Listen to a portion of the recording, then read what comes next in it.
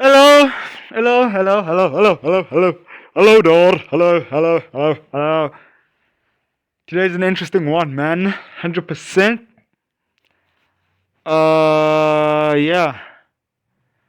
Reacting to ORANIA, reacting to the Land Expropriation Act in South Africa, man. 100% interesting. I fuck with these type of stuff, you know. I watched it already, you know, and it was pretty interesting for me. But you know, man, like I'm not good at listening, so I wasn't listening properly. I'm just gonna hear what they say. Interested in what they're gonna say. I don't wanna make the video too long. Let's go. The South African government just signed into effect what used to be the bill for expropriation without compensation, which is now the Act for expropriation without compensation. This means that assets, including land, can be legally expropriated while the government pays back a zero value to the rightful owner. And then... Hold up. Let me pause there. He's basically saying about this law, and the way he's emphasizing on that zero, I would think they want payment for it. So they're basically saying, alright, government can take the land, but at least pay for it.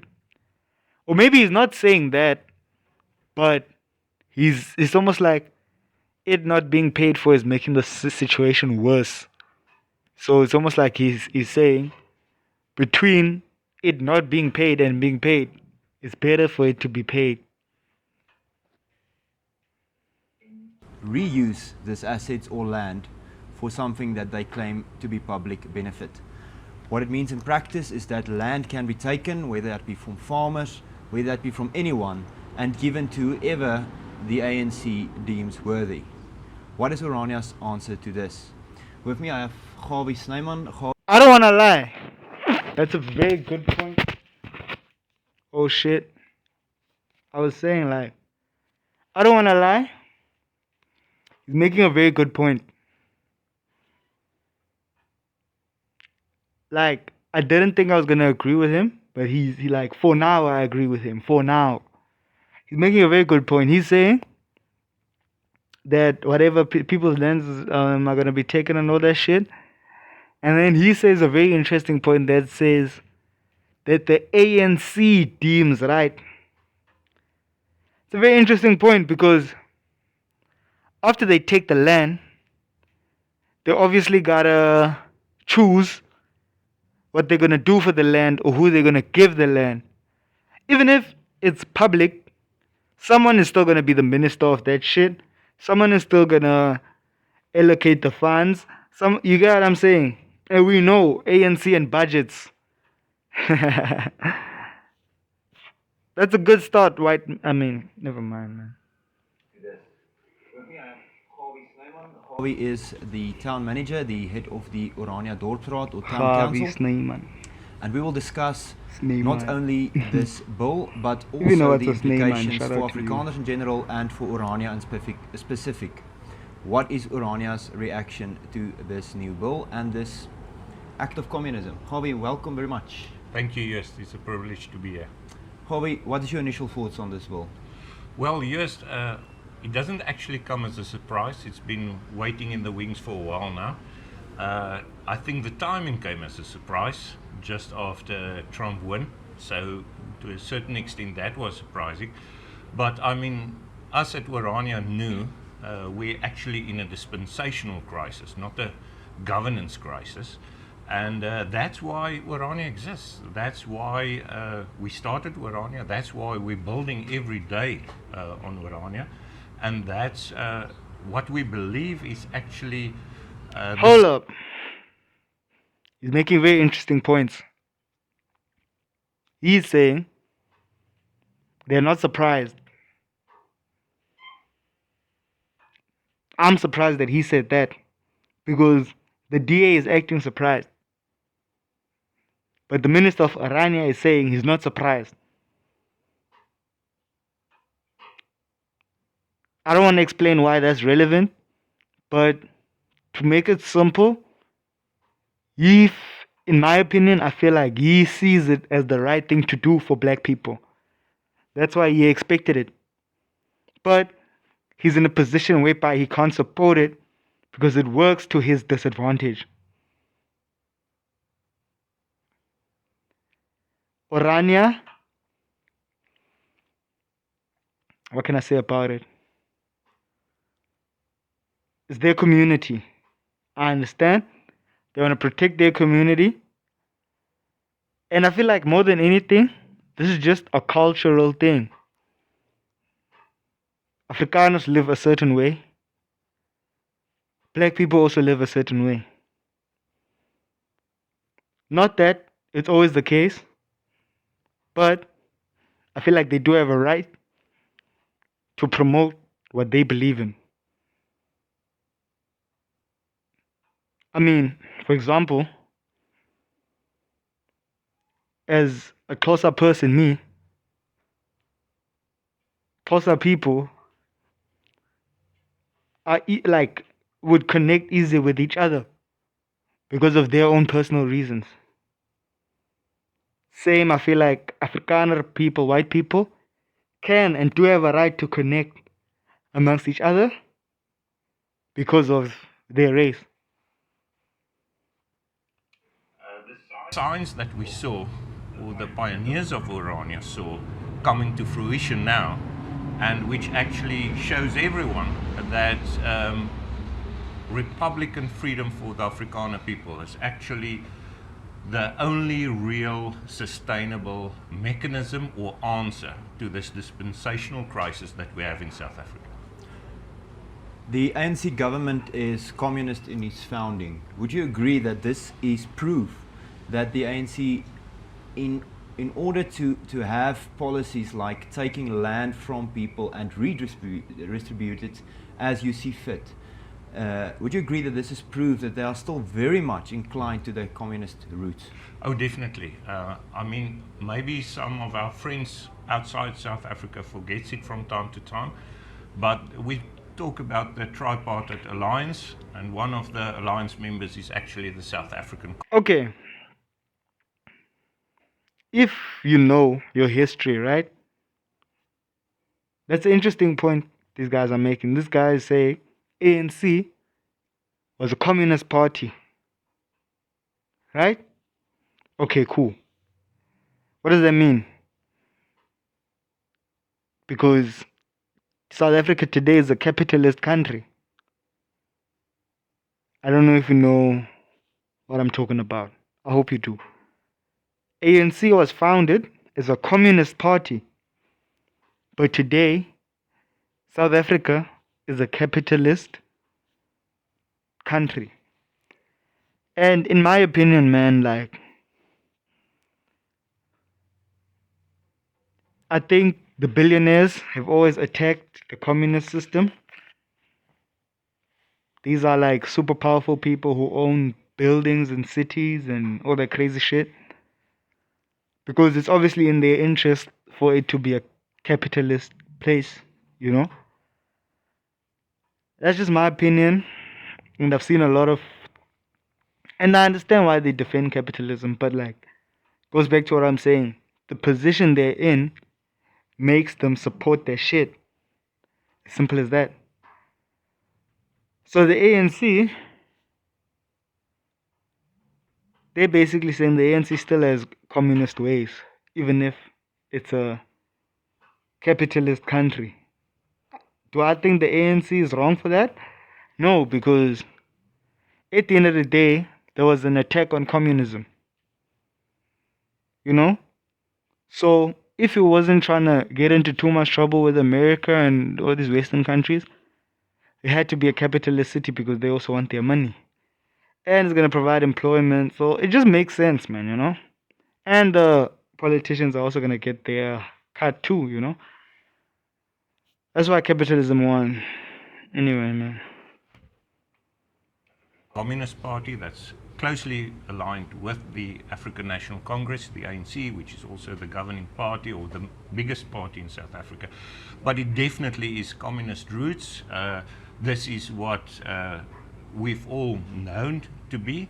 And the revolution, or the communist or socialist revolution, what they call in South Africa the National Democratic Revolution, which is actually a communist revolution, is still in full swing. And sometimes we just pass some of these milestones. And I think this is one of the next milestones that we've passed that's actually showing all warning signs that I want to reiterate this dispensational crisis is coming to a certain logical conclusion, and we need to get the correct answers for the correct problems. We need to identify the true problems, and then we can apply the right medicine. Kobe, the bill. I can't lie, man. Like, now that I'm watching it for the second time, also giving comment, damn. He's basically saying, right, they expected ANC to do this. So now, what they must do is to basically find solutions, or like ways in which they can maneuver this shit. Let him talk, man. The bill, which is now an act, explicitly state that something can be expropriated and a null value or a zero value can be paid as compensation, which is absurd. Yes. But it's a legal technicality which on a very sneaky way has been snuck into to make it possible to take land. What else does this include? What else can the government now take from legal owners? The people that are a bit more... Hold up. This brew is saying, what else can the government take from legal owners? My nigga, y'all created the law. I hope you know that.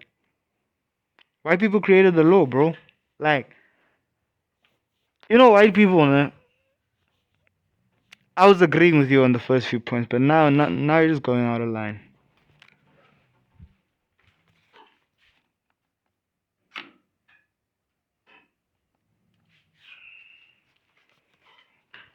Like, you know, I don't like it, man, when white people talk like this. What more can the government take from you? Bro, historically, y'all fucking took land. Everybody knows that.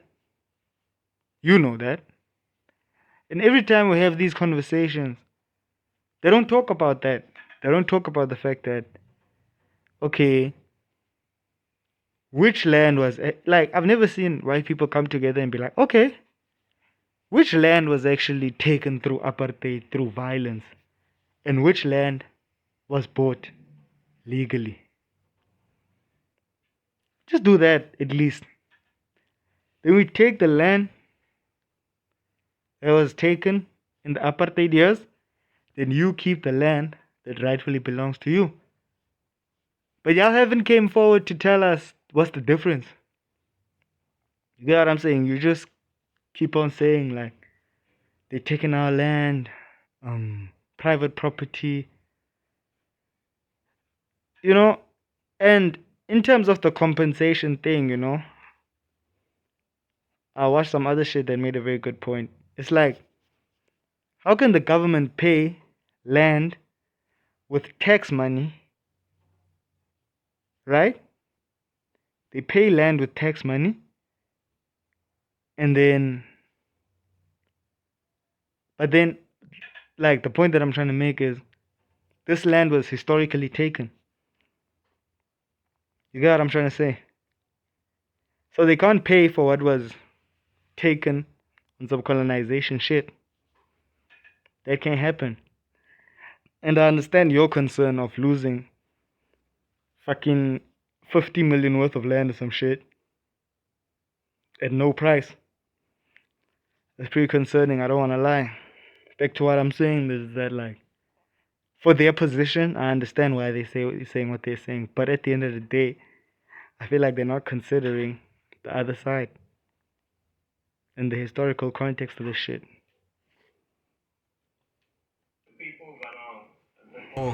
enlightened about the legal aspects of it tells me, and I'm sure there's a lot of role players that in the coming weeks will dissect this in all its glory or unglory, if I can put it like that. But we must remember, in terms of the Act, property is very wide defined and actually very vague. So it can mean, at this stage, people speculate, but it can almost mean anything, from shares, money, whatever. Any type of asset you can think of can be included within the definition of property within this new Act. How Afrikaners negotiated from the previous South African dispensation to the current one. They negotiated, and in the 90s there was an agreement that education, Afrikaners should have their own mother tongue education, and that property rights should be respected. Respect for property rights is a basic function of a state. Both of these negotiated basic terms, function of state, or whatever he's saying, I agree with him. But the problem is, when those agreements were made, bro, it was just after apartheid, bro. That's a fact. You know? So I don't think they were in no regards to negotiate, because, bro, like, that time the block was hot, if we can be honest. You know? And he's saying they negotiated, and I understand. But then now, we're renegotiating, bruh. Sorry, we won the vote democratically. Let's do what we want. You get what I'm saying? So, that's a very bad point that you're making. And, yeah, man. of these negotiated terms are now in new laws, thrown to the wind, trampled upon. Both mother tongue education for Afrikaners and the right to decide about your own schooling and property rights. Okay. I agree with him again. I think white people must get a right to reserve their languages. They can teach maths in Afrikaans if they want to. Because you know what's the problem? There's an Afrikaans school that teaches maths in Afrikaans, right? And it's Afrikaans school. That was the whole point. And then a black person comes and is like, yo, this maths teacher teaches Afrikaans. I can't hear the teacher. Okay, so now what must the school do? Get a new teacher. So it's like, for example, man, like, this is coming from a person who did his high school in Eastern Cape. You get what I'm saying? Teachers will explain certain things in Xhosa. So if you stay in such an environment and you don't know the language, the best that you can do is just ask to be translated every now and then. But you can't make it an issue to make the teacher teach the whole shit in English and stop, especially if the school's foundation was based on that shit. How should Afrikaners react now? I think, first of all, I want to say we must remember a communist is a communist is a communist. So what happened during the transitional years into the new dispensation, certain, how can I say, scope was given for private property rights, for mother tongue education and so on. And what they refer to is the balance of forces, and they make certain concessions. Once they get the power and the balance of forces is aligned in a certain way, then they take certain steps. We all know the reference to the communist approach to revolution: 2 steps forward, 1 step back, 2 steps forward, 1 step back. So, but what the fuck is he looking at? Those of us that are enlightened, I want to get back to this, the pioneers of ORANIA actually foresaw this. This is why ORANIA was started. What Afrikaners should always keep in mind and bear in mind is that whatever government mechanism through the current dispensation is put in place is merely temporary. As long as that ideology is the driving force behind government, everything is temporary. So you need to think out of the proverbial box. You need to think of a new dispensation. He's making a very good point. He is telling Afrikaans people basically, as long as black people are in power, most of their shit is not guaranteed. So they must basically find another way to maneuver if shit goes south. That's basically what he's saying. Something that changes the whole approach or the whole paradigm within which politics, or how can I say, Afrikaner interests are aligned. You should change the framework. Within the framework, especially because Afrikaners are a minority and there are numbers of other minorities as well, you always delivered over to the whims of the majority.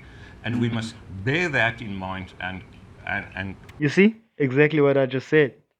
He's basically saying, because they are the minority, they must make ways to get everything that they want for themselves, because they'll always be under, or they'll always be subjective to the majority.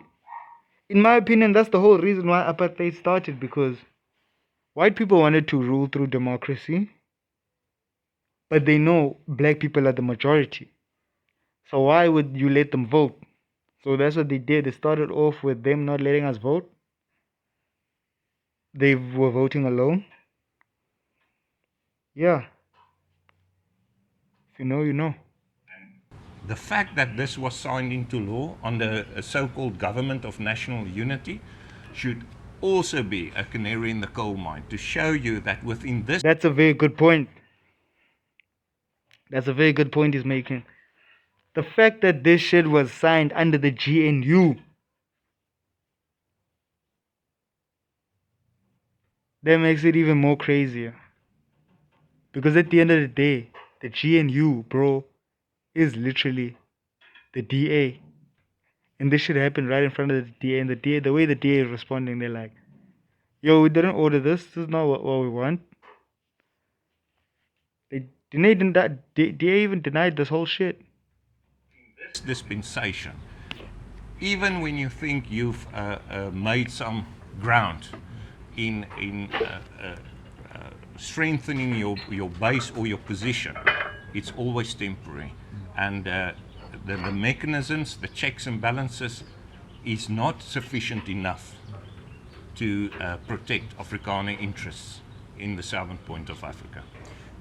Short answer is also to say that as long as Afrikaners are left in a position where we are left open to the graces of the ANC government, to the grace of communists, to the grace of people that do not have our best interests at heart, we are in trouble. The only way forward, as you legitimately stated right now, is that Afrikaners must pursue freedom.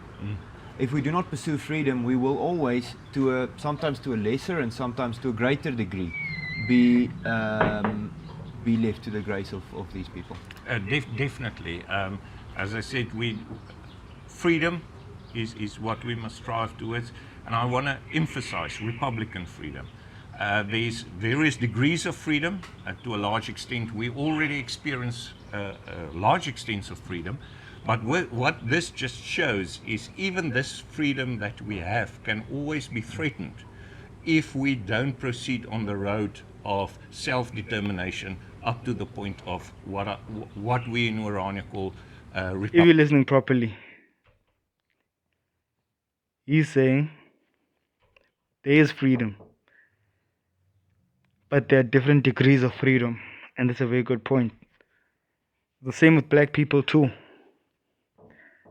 The thing that black people sometimes forget is that when the country is in a bad conditions, That's bad for white people too. That's bad for them too, you know.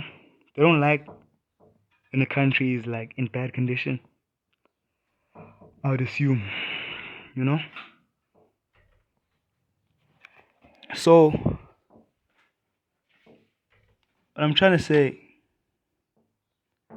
is that, how can I say it?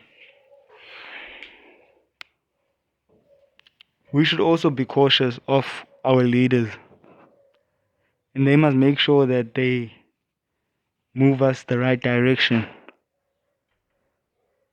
you know. And if they are not doing it, we should find a way to be self-sustainable for ourselves. So he's making a very good point. Republican freedom. Absolutely. Because meanwhile, our tax money that we pay dearly and receive nothing in return on a municipal level, we are still paying income. It's a very good point. Because at the end of the day, tax is being paid. Tax is being paid, Owens. But we don't see no progress. Mam Kize, her fucking cars got taken. 4 or 5 of her cars was taken. I'm like, how much tax does she owe, bro? She probably owes like 5-10 million in tax. That's crazy. And the government is not even gonna do shit. They're not even gonna deliver services. Like, they're not gonna do shit. At least Mam Kize is giving some employment for people, and she has a soccer team, entertaining people, paying soccer players. Fuck is the government doing? Just eating up her money, bro. Now she wanna be locked up for money that was gonna be stolen anyway. That's crazy. Tax, and that tax money is actually being used to pass legislation like this. The irony is that we are keeping a system going that is actively working our demise, rejecting our rights to property, rejecting our rights as a nation, as Afrikaner folk to exist, and pushing us out of all institutions, whether that be educational or government, whilst denying. I like the fact that he keeps on emphasizing the Afrikaner. Because this just shows black people who think that they know everything. Bro, like, let the white people fight their wars, bro. You mind your own business. Facts. Because when shit goes down, they're not gonna want you on their side. Because they'll never trust you like they trust each other. Us the right to mother tongue education. And if that is not enough to push Afrikaners to pursue ORANIA or models like ORANIA, then I don't think we will survive as a nation. Exactly, yes. Gawie, finally, can ORANIA be expropriated, and how should we think about that? There's always the risk. It will be disingenuous of us to say this doesn't pose a risk to ORANIA. It's still Africa, and in Africa things are unpredictable. Might is right to a large extent in politics all over the world, and this is another example of might makes right. So, yes, obviously there's a risk. The question with regards to the risk is, are we a soft target or are we a hard target? Now, we would say here in ORANIA, we're not a soft target, we're a hard target. We've got good international relations. We've got people concentrated here. We've even our model of ownership is a good mix of individual ownership with corporate or communal ownership, which is supposed to not be being open to expropriation, communal land ownership, right? Yeah, indeed. But also just the mechanism in the fact that if you touch one of us, you touch all of us. Soft targets are mainly individuals, where certain land is, especially with regards to land, is isolated. One is taken at a time and expropriated, and the neighbors say, "Oh, geez, thanks. I'm glad it's not me." In ORANIA, we've got a different approach. If you touch one, you touch all. And then we've got institutions built to protect us legally and physically. And so institutions built to protect us legally and physically. I don't know, man. That sounds like a threat. That sounds like a threat, my man. That sounds like a threat. I don't know, man. I think, it's my opinion, man. I think white people shouldn't talk about land expropriation, man, because Ramaphosa is not gonna do shit. That nigga just talking, bruh. So just let him talk. We're gonna simmer away. We're gonna talk about something else, bro. But like, if you guys keep on talking about this shit and saying it's not gonna happen, you're just gonna agitate people, bruh, so that they force Ramaphosa into doing that shit. That's real. Because it's like, let's say someone threatens you, but like, hey, I'm gonna clap you, and the best thing you can do is just keep quiet, bro, and go about your day. Because if that person threatens you and be like, hey, I'm gonna clap you, and you're like, clap, you're not gonna do that shit. You're not gonna do that shit. You're gonna agitate that person to really clap you, even if he wasn't intending to. Because now everyone is watching, they're like, oh shit, he said he's gonna clap him. Now this brute responds. Other people are gonna agitate the guy now. That's why I feel like white people should just keep quiet, Ramaphosa is not gonna take no land, bruh. That nigga pussy, first of all. But, like, just don't talk about it, bro. In my opinion. If I was you, I would just keep quiet, bro. Because you guys have been quiet the whole time. You never talk about land. But now that it's signed in law, now you're concerned. So you were doing the right thing by just keeping quiet, bro. Lay low, man, lay low. It is a threat, and we need to address it. We don't need to be too worried that I would argue that we would be first in line, but we mustn't be naive, and we mustn't just rest assured. This actually provides ground to... Basically, this guy is saying exactly what I'm saying. He's saying Ramaphosa wouldn't dare touch ORANIA, but they're watching him. They're watching him. That's basically what he's saying. I don't think he will come and touch ORANIA, but we're watching him. We're expecting him to. Because the thing about Afrikaner people, bro, whatever they say they're gonna do, bro. So they always take someone serious who says some shit. They don't know that a black person can just say some shit and not even do it, bro. So that's why I feel like they agitated by what Ramaphosa just did. To push forward, to do what we are doing bigger, faster, more, to prop up your liaison, international liaising, to put that into a next gear and actually get people involved, get Afrikaners involved, get our allies involved, international allies involved, other traditional communities within Southern... He's making a good point, international allies. You know what these people do, bro? If there's a national problem, they just get certain international people to be on their side and support them. And the ANC is just going with the flow, if you ask me. These bros are already talking about bringing more people, getting allies. So they're already fixing the story of what they're going to say when this shit happens to the international allies. So that the international allies will pick their side, because they already had a meeting 4, 5, 6 months before. You get what I'm trying to say? I don't know if you came in, man. Southern Africa and Africa, we already have good relations. We need to push that agenda forward at a ever increasing speed to actually make sure not only we defend ORANIA against a potential onslaught, but to actually further the cause of freedom. Absolutely, and to protect Afrikaners still living outside of ORANIA, who's also got property rights, which is now in the fire line. We also want to help protect those, and as well as our community. We are, as ORANIA representatives, planning an international tour. More details will follow, but I think this is the time where we must mobilize international support and support of Afrikaners for our cause.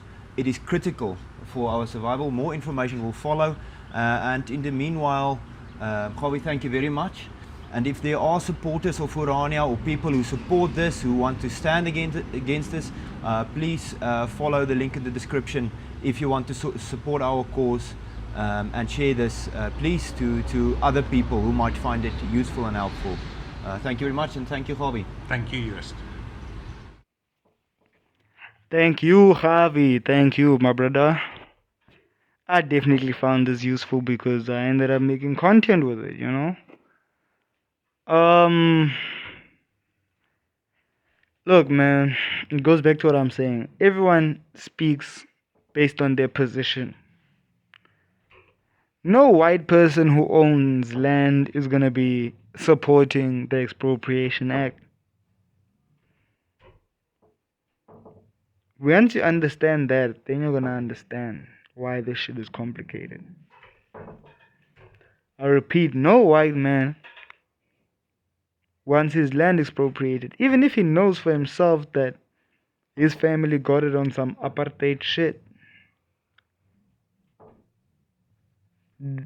What's interesting to me is those that I feel like they're open to being paid compensation because they keep on emphasizing on the fact that with no compensation. So now I'm asking myself, like, yo, what if the ANC would just give them a bag? But then if they do that, they'll have to make it illegal for people to sell the land. That's why, in my opinion, nationalizing the land is the best solution. Nationalize that whole shit once. You know? But I don't know, man. The EFF is also out here supporting some Northsiders, so their shit is also going south now, low-key. But at least there's MK. But MK-ish, I don't know, man. Politics is a very nasty space nowadays, man, you know? Because everyone is protecting their own interests, and it's understandable. What else can you do besides protect your own interest, you know? But I feel like sometimes we must think for each other, you know? Like, do I think the Land Expropriation Act must be done 100%, you know? But, like, at the same time, what about the white people who had millions from making the farms, or from having the farms, now ain't gonna have shit? I don't think they're gonna take that nicely, to say the least.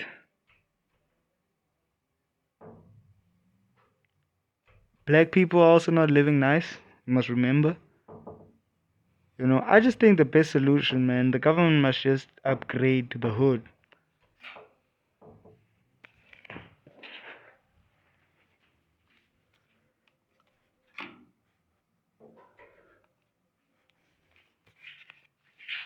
As I was saying, bro, I just think the government must upgrade the hood, bro. The government must just upgrade the hood, make the hoods look better,